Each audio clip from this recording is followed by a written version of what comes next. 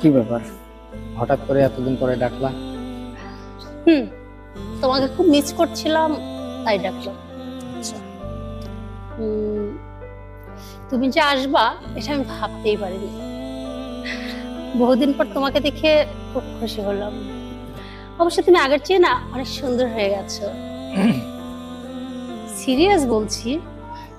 অবশ্য আগে তুমি কম সুন্দর ছিল না, এখন একটু বেশি সুন্দর লাগছে। ডাকলা কেন সেটা বলো। হুম, সেই কথাতেই আসি। দেখা সালমান, আমি বুঝতে পারছি না কিভাবে তোমাকে বিষয়টা বলবো, তবে তাহলে বলেই ফেলি। আম, আমি জানি তুমি আমারে প্রচন্ড ভালোবাসতে, আর আমার জন্য তুমি বহুদিন আমার পিছ পিছ ঘুরছো। হ্যাঁ, আমি তোমাকে অনেক রাগারাগি করছি, বকাবকি করছি, এমনকি লাস্ট বার ভাইয়াকে বলার কারণে তোমার গায়ে হাত পর্যন্ত তুলছে। তবুও কিন্তু তুমি আমার পিছ কখনো ছাড়ো। জানো তো, হয়তো আমার একটু দেরি হয়ে গেছে বুঝতে, কিন্তু আমি অবশ্য বুঝতে পারলাম আসলে সত্যিকারের ভালোবাসা বুঝি এমনই হয়। যারা সত্যিকারের ভালোবাসে তারা একটু বেহায়া হয়। যেমন তুমি তুমি আমার এতটাই ভালোবাসতা যে আমি তোমার এত কথা শোনানোর পরেও তুমি আমার পিস পিস ঘুরতা। আজ কিছুদিন হলো না, আমি সবসময় তোমার কথা ভাবছি। তুমি তো জানো আমার একটা বিয়ে হয়েছে। আসলে সত্যি কথা বলতে কি জানো, যদি কাউকে অবহেলা করা যায়, সেটা আবার যে অবহেলা করে তার জীবনে দ্বিগুণ হারে ফিরে আসে। যেমন আমাকে দেখো, তুমি আমার এতটা ভালোবাসা সত্ত্বেও আমি তোমার ভালোবাসার মূল্য দিতে জানি। আর তার কারণে এত ভালো একটা জায়গা আমার বিয়ে হওয়ার পরেও সেখানে না তোমার সেই দ্বিগুণ হারে অবহেলা আমাকে ফিরে পেতে হয়েছে। জানো তো, আমার বাবা মা যেখানে আমার বিয়ে দিয়েছিল, ছেলেটা দেখতে অনেক সুন্দর। তুমি তো মনে হয় দেখছো। ওদের অর্থনৈতিক অভাবও কখনো ছিল না, অনেক ভালো পজিশনে তারা ছিল। কিন্তু আমি যেটা চাইতাম সেটা কখনোই পাই না। সারা দিন শেষে তার জন্য যখন অপেক্ষায় থাকতাম, রাতে সে নেশা করে বাড়ি ফিরত, আমার গায়ে না যখন তখন হাত তুলত। আমার ভালো লাগা মন্দ লাগা তার কাছে কোনো মূল্যায়ন ছিল না। একটা পর্যায়ে তার কাছে নির্যাতনের শিকার হতে হতে তখন না তোমার কথা আমার বড্ড মনে হতো। তখন মনে হইতো কেন যে আমি তোমাকে বিয়ে করলাম না। যদি সত্যি তুমি যখন আমার পিছ পিছ ঘুরতাম, আমি যদি তোমার পিছ পিছ ঘুরতাম বা তোমার ভালোবাসাটাকে যদি একসেপ্ট করতাম, তাহলে হয়তো আজকে আমাকে এটা সহ্য করতে হতো। মাঝে মাঝে ভাবতাম তোমার সাথে যোগাযোগ করি, আবার ভাবতাম না থাক, কারণ ওই মানুষটা তো ভালো না। দেখা যাবে তার সঙ্গে যোগাযোগ করা দেখলে আবার যদি তোমার উপর কোনো কিছু করে বসে। একটা পর্যায়ে সহ্য করতে করতে আমি বড্ড ক্লান্ত হয়ে গেলাম। তারপর সিদ্ধান্ত নিলাম আর যাই হোক, এই মানুষটার সঙ্গে আর আমি থাকবো না। অবশেষে বাড়িতে বললাম। প্রথমে তো বাড়ির মানুষ বলছিল একটু মানিয়ে নাও মানিয়ে নাও। মানিয়ে নিতে নিতে আমি বড্ড ক্লান্ত হয়ে যাই। অবশেষে কারো কথা না শুনে আমি ডিভোর্স দিয়ে দিই। অবশ্য ডিভোর্স দেওয়ার আগে থেকে না আমি তোমাকে খুব মিস করছিলাম। পরে খোঁজ নিয়ে জানতে পারি তুমি এখনো সিঙ্গেল। আমি বুঝতে পারলাম তুমি আমাকে এখনো ভালোবাসো। তাই জীবনে যে ভুলটা করছে আর সে ভুল করতে চাই না, নিজের ভুলটা শুধরাতে চাই। তাই ভাবলাম তোমাকে আমার মনের কথাটা জানাই। আমি তোমাকে বড্ড ভালোবাসি। হ্যাঁ, তুমি এখন বলতেই পারো যে আমি হয়তো ভালোবাসি না, তোমার সুযোগ নিচ্ছি। আসলে কিন্তু না, বিশ্বাস করো সালমান, আমি না তোমার বড্ড ভালোবাসি। আমি চাই আবার নতুন করে তোমার সাথে আমার জীবনটা শুরু করতে। যেভাবে তুমি স্বপ্ন দেখেছিলে ওইভাবে আমি তোমাকে নিয়ে স্বপ্ন দেখি। আমাদের নতুন একটা সংসার হবে, আমাদের সংসারে একটা বাচ্চা কাচ্চা হবে, আমরা দুজন খুব ভালো থাকবো। বিশ্বাস করো, আমার টাকা পয়সা বেশি কিছু লাগবে না, আমার শুধু তোমাকে চাই। কি তুমি আমার হবে না? কি হলো, কিছু বলছো না যে? চুপ করে আছো কেন, কিছু বলো। তুমি কি আমার হবে না? আমি চাই তুমি আমার হও। আর এর জন্য না আজকে আমি তোমাকে এখানে ডেকেছি, আমার মনের সব কথাগুলো বলার জন্য। প্লিজ আজকে তুমি আমাকে ফিরিয়ে দিও না। এখন তুমি আমাকে চাও, একসময় আমি তোমাকে চাই। কত তোমার পিছনে পিছনে ঘুরছি, তুমি আমাকে পাত্তা দাও না।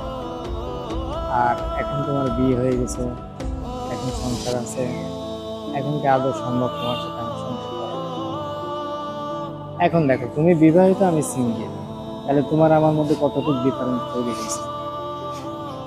দেখো, যাই হোক, এখন সম্ভব না। সালমান প্লিজ, এভাবে আমাকে ফিরিয়ে দিও না।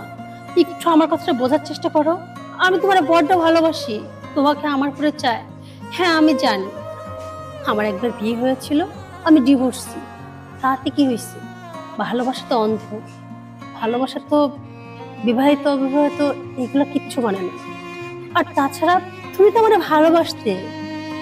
থামো, তুমি এখন যা চাচ্ছ এটা সম্ভব না, কারণ আমি আরেকজনকে ভালোবাসি। একসময় তোমার পিছনে আমি অনেক ঘুরছি, কুকুরের মতো ঘুরছি, তুমি কুকুরের মতো আমাকে তাড়িয়ে দিচ্ছ। আর এখন দেখো, তুমি আমার পিছনে ঘুরছো কিন্তু তুমি পাত্তা পাচ্ছ না। তুমি যদি এই কথা বলার জন্য আমাকে এখানে দেখে থাকো, তাহলে লাভ নেই। যাও, তোমার রাস্তা তুমি দেখো, আমার রাস্তা আমি দেখি।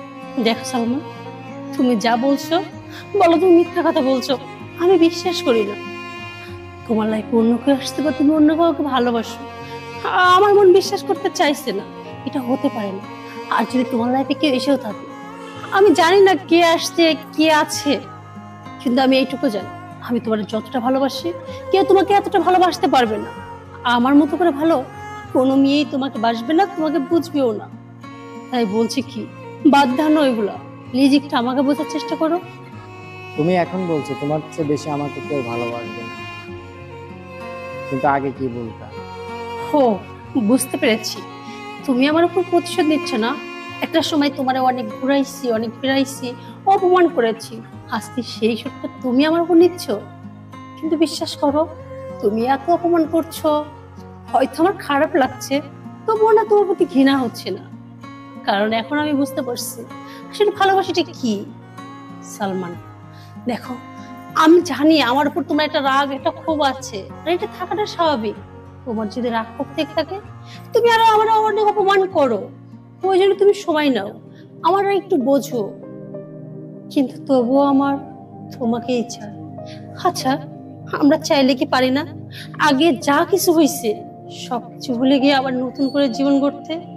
আর তাছাড়া হ্যাঁ, মানুষ মানুষের জীবনে একা থাকা অবস্থাতে হতে পারে তুমি কারোর সাথে কথা বলতেই পারো, তোমাকে কেউ প্রপোজ করতেই পারে, কিন্তু তুমি কাউকে ভালোবাসতে পারো এটা আমি মেনে নিতে পারছি না। কারণ যে মানুষটা আমাকে এত ভালোবাসতো, তার লাইফে আর যাই হোক কেউ আসতে পারে না। আর আসলেও না, আমার চেয়ে বেশি ভালো তুমি আর কাউকে বাসতে পারো না। এটা অন্তত আমাকে তুমি বিশ্বাস করাইতে পারবে না। তাই বলি কি, দেখো, ওই মানুষটাকে তো তুমি আমার চেয়ে বেশি ভালোবাসতে পারবে না, তাহলে শুধু শুধু সেই মানুষটাকে তোমার লাইফে রেখে কি লাভ? তার চেয়ে এক কাজ করো, ওই মানুষটার মতো ওই মানুষটার লাইফটা সাজাই নেই, তুমি আমার লাইফটা সাজিয়ে নি। আর তাছাড়া হ্যাঁ, এখন না আমার পরিবারও বাধা দিবে না, আর আমার পরিবারকে বোঝানো দেখতো আমার। আমি জানি তোমার পরিবার থেকে একটু সমস্যা হবে, ওইটা আমি মানিয়ে গুছিয়ে নিব। আর তোমার অর্থনৈতিক একটু সমস্যা আছে, ওটা আমি ঠিক করে নিব। তাছাড়া আমি এখন একটা জব করছি, আমি নিজে চলতে পারি, আমাকে খাওয়াইতে পারাইতে কিচ্ছু হবে না তোমার। তুমি শুধুমাত্র আমাকে বিয়ে করো, একটু ভালোবাসা দাও, একটু সামাজিক স্বীকৃতি দাও, এছাড়া আর বেশি কিছু চাই না। প্লিজ, তুমি না করবা না, একটু বোঝার চেষ্টা করো। ছাড়ো, আর সম্ভব না। এটাই কি তোমার লাস্ট কথা? এটাই আমার লাস্ট কথা। বুঝতে পেরেছি, সত্যি সত্যি তোমার মনে আর আমার জন্য কোনো জায়গা নেই। কিন্তু আমি ভুল ছিলাম, আমি ভেবেছিলাম মৃত্যুর আগ পর্যন্ত হয়তো তোমার মনে আমিই থাকবো, কিন্তু আমি মনে হয় বড্ড দেরি করে পেয়েছি, তাই না সালমান? সরি তোমাকে এতগুলা কথা বলার জন্য, তোমার এতটা সময় নষ্ট করার জন্য, আর তোমার বর্তমানকে ভুলে যাওয়ার কথা বলার জন্য। আচ্ছা থাকো, আমার একটা কাজ আছে, আমার যাইতে হবে। যাও, ভালো থেকো তোমার বর্তমানকে নিয়ে। দোয়া রইল আমার তরফ থেকে। তুমিও ভালো থেকো।